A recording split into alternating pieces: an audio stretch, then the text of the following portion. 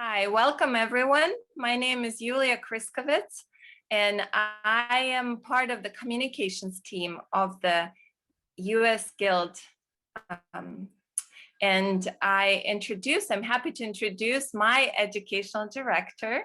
I did my training in Baltimore, and that's David Zemach-Bersin, and he's here today. He's a very well-known Feldenkrais trainer. He studied with Moshe, and he also worked with Moshe a lot for a long time, in the 80s, I believe. And I will ask him today about TMJ. It's a very common problem, and he's very experienced in working with clients with TMJ.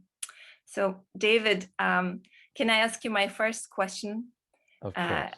Yes, you created one of the first TMJ series using Feldenkrais method to help with the problems. Could you please tell me a little bit about why you got interested in this and how you got interested in this? Sure. We have to give credit where credit is due. I created those lessons in 1984 with Mark Reese, my colleague, late colleague, and the author of the biography of Dr. Feldenkrais. In the early 80s, so I began to study with Dr. Feldenkrais actually in 1973. And in the early 80s, I lived in Berkeley, California, and I began to have interactions with biofeedback therapists. And I made some presentations at national biofeedback conferences. And this was a logical, I think, affiliation, connection, because in fact, the awareness through movement is a form of biofeedback. And in talking with biofeedback people, one of the largest problems that they worked with turned out to be TMJ, temporomandibular joint dysfunctions and problems, mouth and jaw tension, insomnia and headaches that were attributed to mouth and jaw pain. And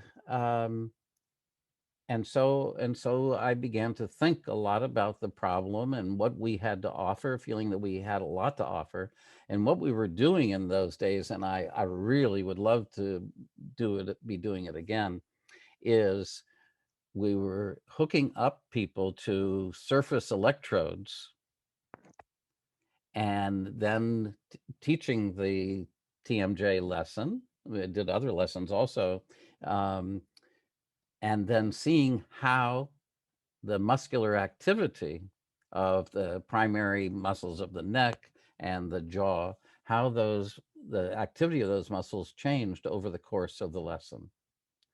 So, so that was the original impetus, and we created a 10-lesson series. Each lesson was about 30 minutes long, and that original recording is still being sold by Feldenkrais Resources as sensory motor education for the mouth and jaw. And ironic, because of you contacting me, I'm in the middle of teaching a 7-week series of mouth and jaw lessons. They're completely new, not the same as in the sensory motor education for the mouth and jaw with Mark, but of course they have illuminated those lessons have illuminated the path for me. So I think especially in this time of the pandemic, a lot of people are being troubled by general stress, by sleep issues, and by emotional tension. And so I was prompted to do this course because I got a tremendous amount of letters from people or comments from people saying that, did I have anything for TMJ pain? So I think a lot of people are being troubled by it presently. Thank you, David. And why do you think it's so important to work with TMJ? You know, it just seems like a small body part. Yeah, it's very Why? small. Yeah, it hurts. Yeah, but why do you think it's so important? I think it's of pivotal importance. And that's because I think of the TMJ activity, mouth and jaw musculature, as really part of the what I would call the sympathetic reflex arc. And I'll explain that because in common terms, we have the startle reflex or the fight or flight reflex, in which what happens, our shoulders are pulled up, our jaw clenches, our hands clench, we pull in, and we tend to hold our breath, the freeze response, and this is linked to stress and to our involuntary nervous system. And because our nervous system perceives or has learned over time that things that threaten us are much more important than everyday trivia. Things that threaten us are perceived as really important. And so there is a great likelihood that we habituate to unnecessary mouth and jaw tension. In other words, we have that fear response, that stress response, anxiety, and if it is sustained over time, then it very quickly will become a habit, and this becomes a real difficulty. Yeah. And I have a related question. So I can imagine you work with some people privately, right? Working probably online now. Yeah.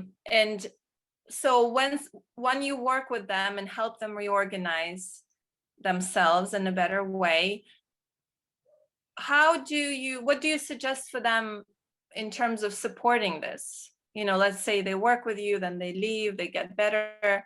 Is there something you recommend for them in terms of TMJ support to I guess get a different habit of how to use their jaw and tongue and mouth? I actually give them written handouts that I've written about using the awareness that they develop through the lessons during the day. So in other words, if we're going to change habits, they're not going to change the ones that have not been around very long. Well, maybe they will change spontaneously just through doing awareness through movement, or through doing anything that is beneficial to me.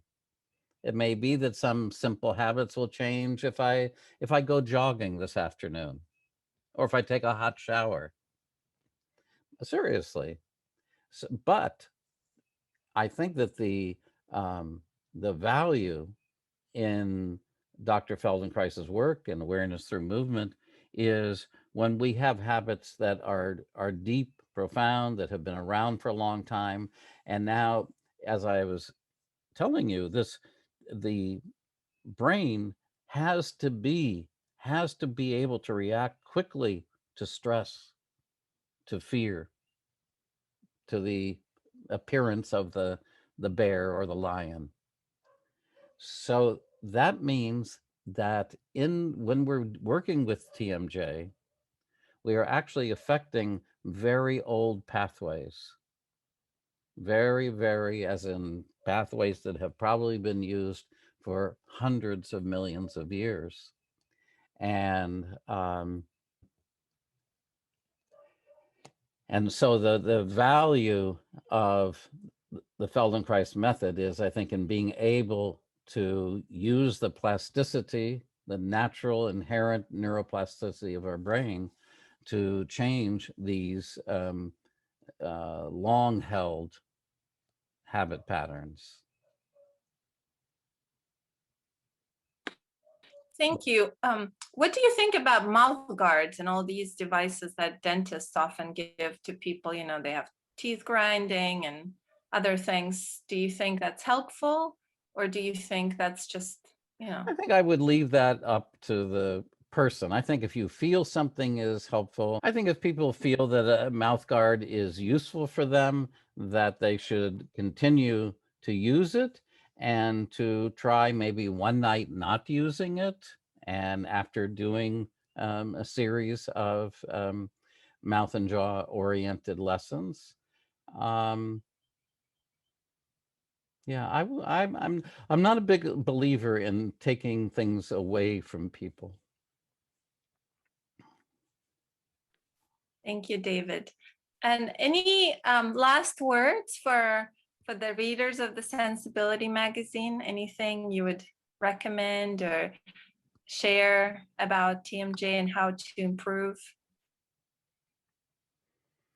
I think that if you are troubled and suffer with mouth and jaw tension, and I would say probably also neck troubles, because I don't see anybody with neck who presents to me and says, oh, I have this terrible pain in my neck, or I've had neck pain for, you know, the last 10 years, that doesn't have limited, restricted movement of the mouth and jaw. So I would say that the lessons can be very, very helpful and very, very effective. But they have to do them and often, right? More often the better. Yes. All right. Thank you so much. It's been a pleasure to see you. And I hope to see you again very soon. Great. Thank you.